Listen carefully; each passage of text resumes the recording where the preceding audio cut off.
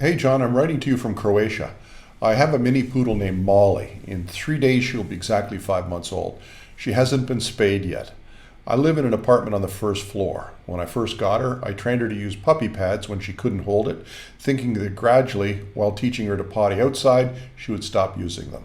She adapted to them and learned very quickly. When she was younger, she couldn't make it through the night without needing to potty and also peed and pooped a lot throughout the whole day. Now I notice that she can make it through the whole night, but has to go immediately in the morning when we wake up. Also, the pooping reduced, so now she poops approximately 3 to 4 times a day. But she still pees very often. Even when we go outside, she pees. She still often pees on the pad when we come home. She pees immediately after drinking water and randomly a lot of times throughout the day. In the beginning, I took her outside every hour or two after sleeping, after playtime, after eating. Now, as I think she can hold it longer, I take her outside immediately after waking up in the morning, then around 2 p.m., around 5 p.m., and 8 p.m., and lastly before bed around 9 to 10 p.m. She still isn't making a lot of progress. I wanted to ask you a few questions. Firstly, should I remove the pee pads? I think that maybe she pees them that often on them just because she knows she can and doesn't need to hold it. Secondly, do you maybe have a better suggestion for the schedule of taking her outside? She eats 3 times a day. When she wakes up around 3 to 4 p.m., or when she wakes up and around 3 to 4 p.m., and dinner at 7 to 8 p.m. I'm not sure she's even old enough to have that much of a bladder control. And can she even be thought to pee outside, to pee just outside at this age? Thirdly, when I take her outside and the grass is wet, she just wants to potty. And as long as I wait for her to potty outside, she waits and does it when she gets home. What should I do about that?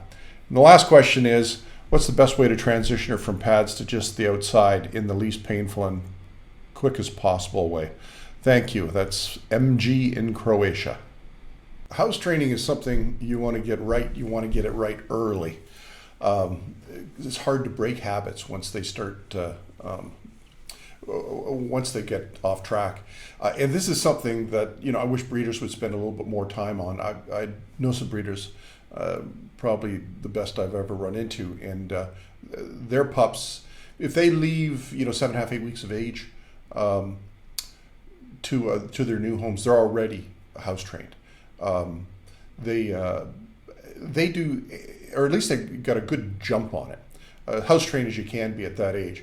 So what they do is, you do see a lot of these breeders use these pee pads, and man, I think it's I understand it if you're living in a city like New York where there's just nowhere to take the dog in some regions, but for the most part, if you get them started on a surface that you can transfer over to the new home. So what these people do, I think they've got wood shavings, and so they've got a certain designated area where the pups just get used to going to the bathroom on wood shavings. Then they've got some designated areas outside that also have wood shavings that they supervise the pups in those. And after a while, the pups just go, okay, that's where you're going to go. And then they send the pups home with like a big bag of wood shavings.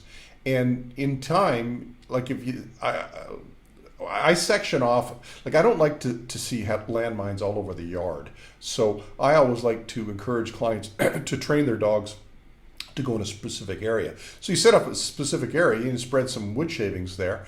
But as time goes by, you don't have quite as much wood shavings, and then a little less, until it's basically just whatever the surface is you want them to go on. And so then it's a little bit more of a cakewalk. It's a little clearer for the puppies on what to do. But here's what, as a rule of thumb, if you've got a decent breeder and you're feeding a good quality food and you're scheduling things, if you're using a crate, by the time a dog is 16 weeks of age, they're physiologically capable of having that little bell go off and going, I need to go to the bathroom, and I need to not go in here, I need to go out there. A lot of people ask me about, how do I get the dog to signal me? And I always tell people, you don't want, there's a couple reasons for that. I mean, one is like this silly idea of hanging a bell on the door it makes me chuckle because at the end of the day, you want to have as much credibility in your account as possible. You want your puppy to understand that they're loved, loved, loved, loved, but you're the teacher, they're the student. And when a pup's running to the door and ringing a bell, they're training you, not the other way around. And they're smart creatures. After a while, they start going, well, maybe it'll work for this too.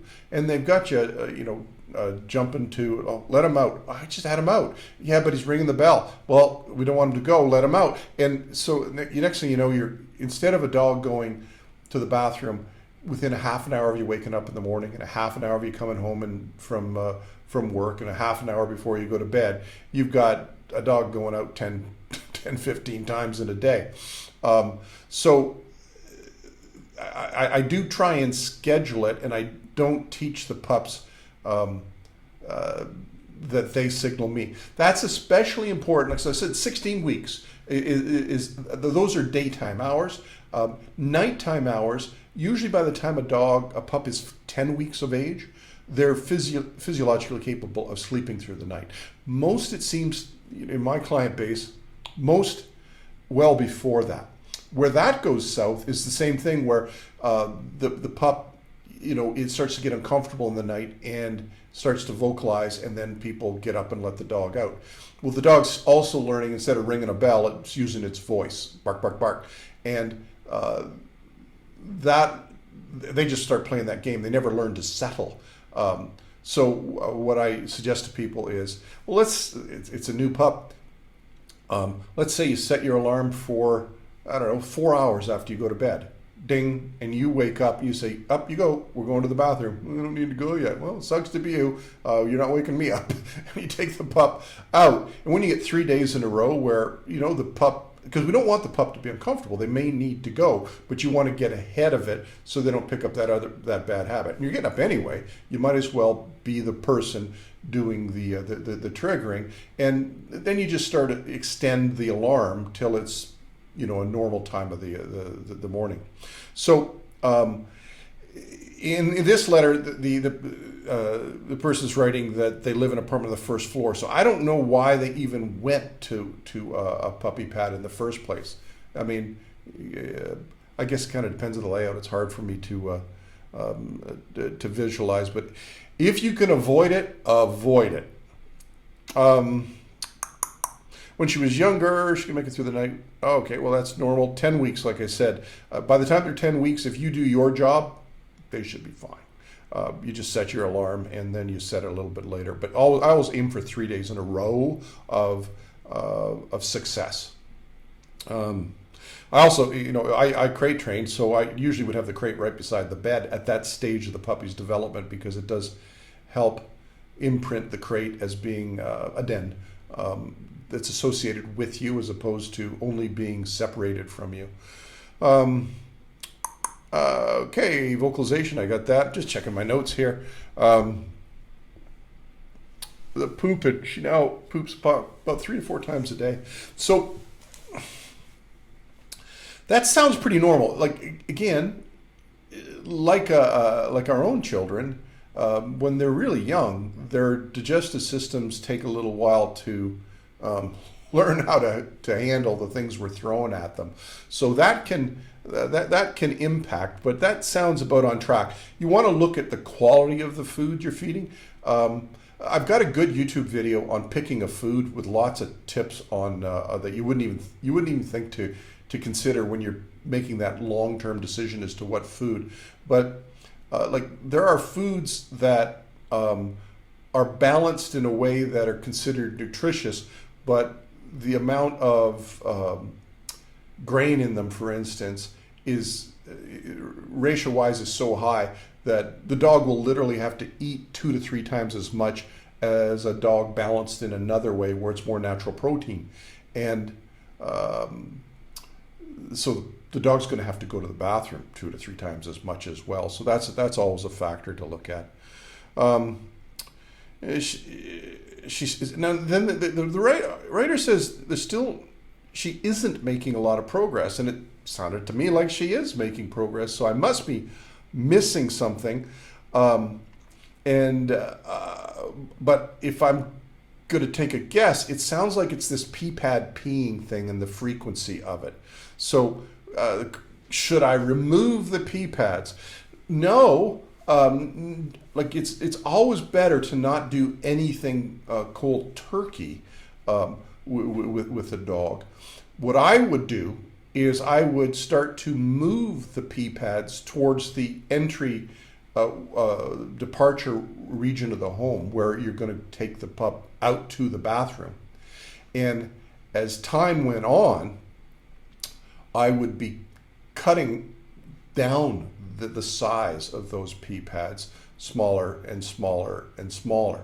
Now, if the pup is going to go into a grassy area, and we've got this habit with these pee pads, I don't know whether you'd need this or not, but I've done this with a lot of older dogs that are transitioning from apartment life to where they must go indoors to an outdoor region and vice versa. But basically what I tell people is you get like it depends on the size of the dog, but a cat tray and buy some sod and put the sod in the tray, and then on top of the sod you put the pee pad. You have to like pin it in there, and as times so now just kind of imagine your pup is going on the pee pad, but it's now near the door, and underneath the pee pad there's some grass and or gravel or whatever it is that you're eventually going to be using, and every day you're cutting, maybe let's say every 3 days you're cutting a little piece of that pee pad down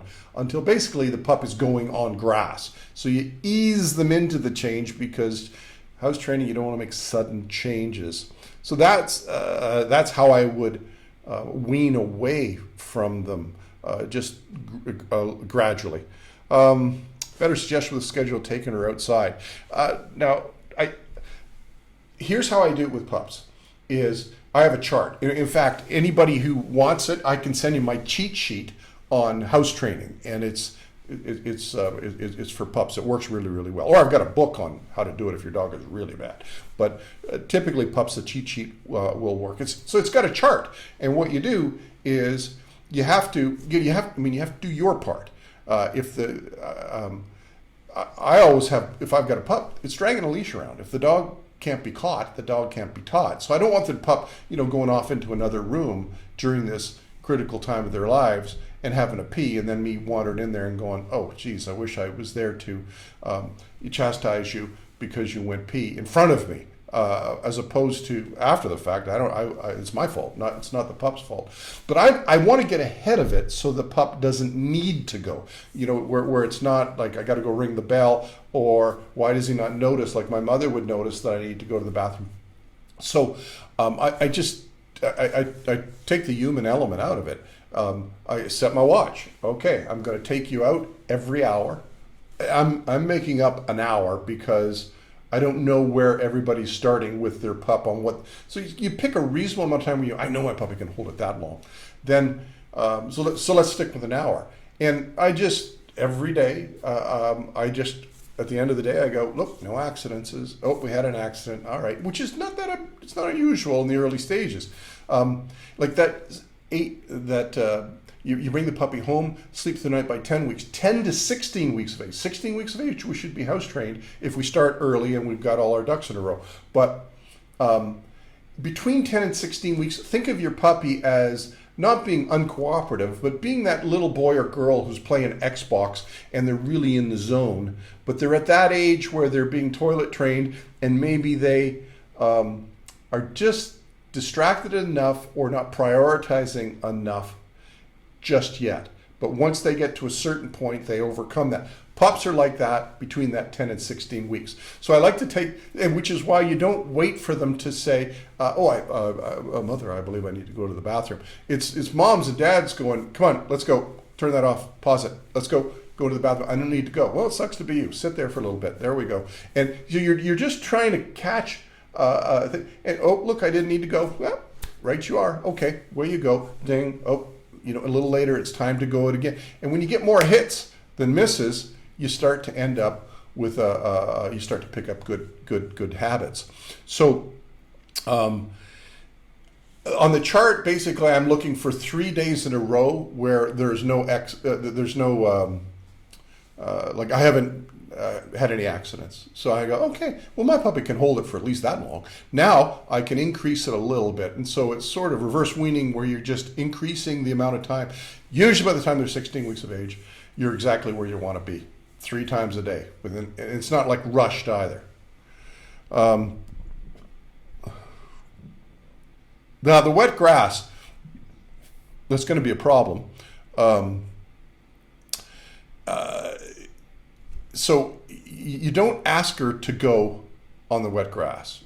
You teach her to go on wet grass. But I think you've got to get your ducks in a row first here with the overall, let's get rid of the pee pads, eliminate any of their options. And now, so on the days where the grass is wet, which may be like morning dew even, those are the days where no matter where I am on that chart, okay, I can go every 3 hours now or every 4 hours.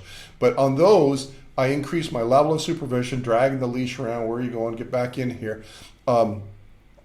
Because I want to make it impossible for the pup to go to the bathroom indoors without me chastise the pup. Oh my God, what did you do? Okay, all right, let's go. And you take them out. You're sort of marking the moment that the idea is you don't want to be conveying to the puppy in a way that the pup thinks it's bad or you're bad. You're just trying to project, whoa, don't do that. And then move on. Like, no, don't hold a grudge. It's typically our fault.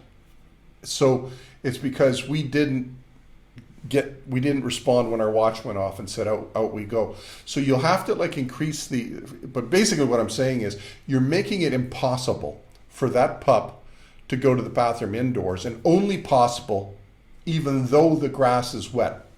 Let me put it this way. When I got married, I like to camp and I like to hike, and I wanted my wife to come with me.